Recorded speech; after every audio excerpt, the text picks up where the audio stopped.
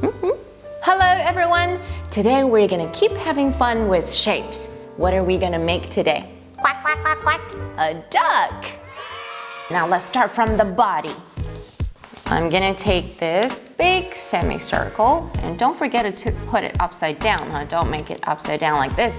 You need to make it the correct way, like this. Ta-da! Look, our ducky has got a body, and then this little circle will be its head.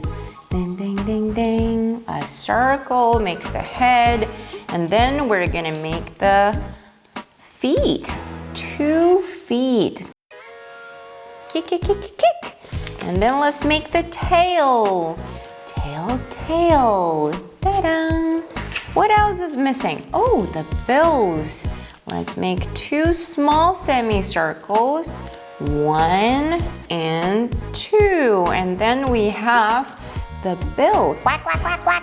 What else is missing here? Ta-da! The eye. We also need the eye here. Ta-da! Quack, quack, quack. 6 little ducks that I once knew. Ta-da! Congratulations! Look, we've made such a beautiful duck. It's a yellow duck and it's swimming in the water.